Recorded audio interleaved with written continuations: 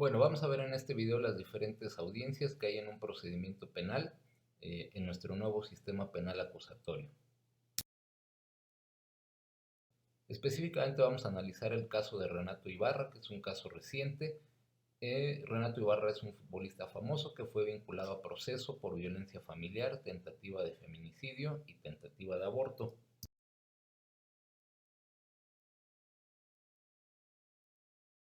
Pues el proceso inicia con una audiencia inicial.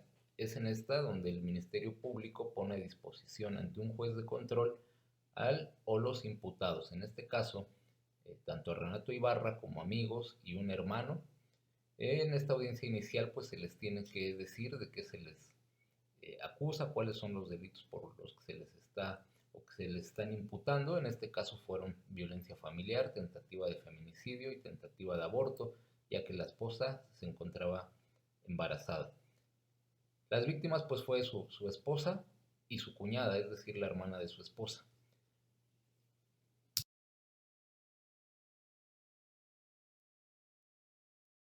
En esta audiencia inicial, también el juez de control tiene que verificar que la detención sea legal. En este caso fue en flagrancia, pues fue la misma víctima apoyada por su hermana quienes piden la ayuda de la policía. Al finalizar la audiencia inicial se le tienen que informar también al imputado sus derechos.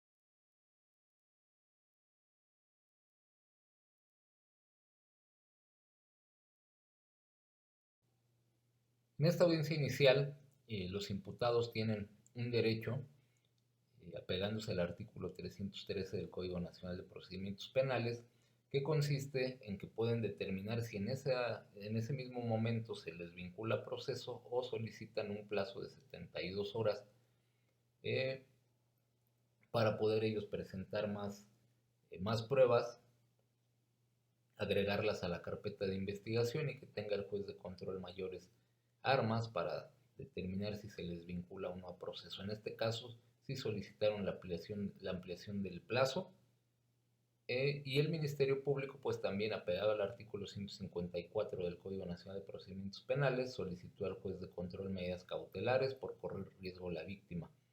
Medidas que fueron concedidas por el juez de control y Renato Ibarra quedó detenido.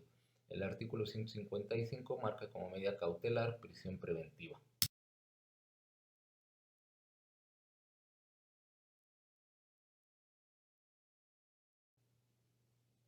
Ya llegando a la audiencia intermedia, que es la siguiente etapa, y que así lo marca el artículo 342 del Código Nacional de Procedimientos Penales, el juez de control exhorta que las partes lleguen a una solución alternativa, como puede ser un acuerdo reparatorio o un procedimiento abreviado. De no haber una solución, pues entonces sí se pasa a la siguiente etapa, que es la audiencia intermedia, donde los intervinientes presentarán sus medios de prueba y podrán objetar y solicitar que se excluyan ciertas pruebas de la contraparte.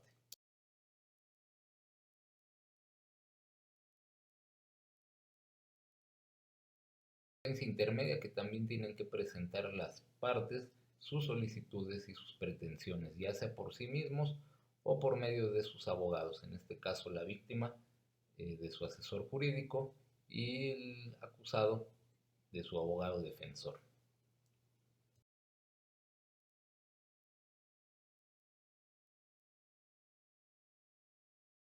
Entonces, esta etapa intermedia donde hay un debate para que el juez decida si se admiten o no las pruebas o se excluyen algunas de ellas para el desahogo de las mismas ya en la instancia de juicio oral. Es también en esta etapa que los abogados, tanto la parte, el defensor como el asesor jurídico de la víctima, pueden solicitar que se depuren vicios formales del procedimiento.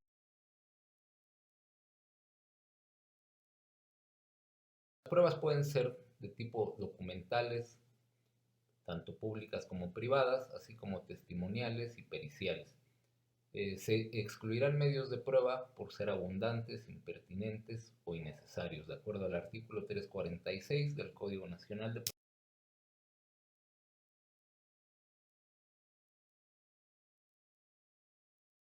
apertura a juicio oral, designa un tribunal competente, fecha y hora para que se lleve a cabo el mismo. Se habrán de corregir en esta audiencia intermedia los vicios del procedimiento, si es que los hubiera, se fijan las acusaciones objeto del juicio, se realizan acuerdos probatorios, así como las correcciones formales, y se fijan medidas cautelares de existir y la individualización de los acusados.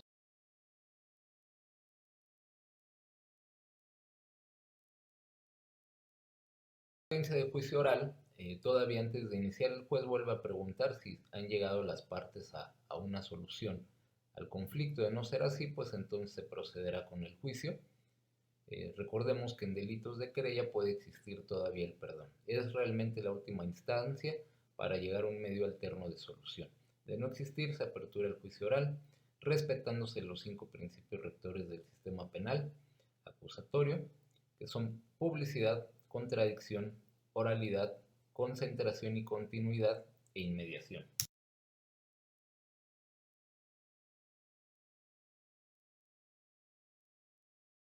Los abogados tienen que presentar su teoría del caso, es decir, una estrategia. Hay alegatos de apertura con los que inicia el Ministerio Público y va a intentar probar su teoría. Después también intervendrá la defensa, ambos desahogarán pruebas y finalmente hay alegatos tanto del Ministerio Público como de la parte defensora. En este caso, los abogados de Renato Ibarra lograron desvirtuar las acusaciones, pues su esposa declaró estar de espalda y no haber visto quién la había agredido.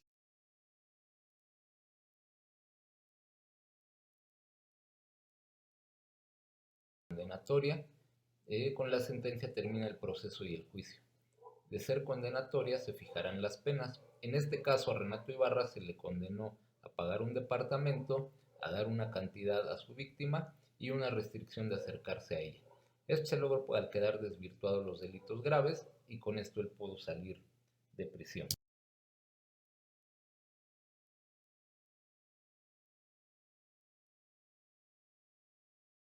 Individualización de sanciones y reparación del daño. Esto lo marca así el artículo 409 del Código Nacional de Procedimientos Penales. Hay alegatos de apertura, la defensa también hace sus alegatos y se cierra el debate, se emite una solución correspondiente y se fijan cuáles van a ser las sanciones o la manera en que se va a reparar.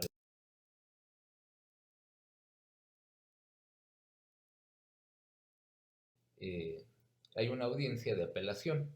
Existen dos recursos, uno es el de revocación y otro es el de apelación. El de revocación es durante el procedimiento y el de apelación ya es para apelar a sentencias definitivas.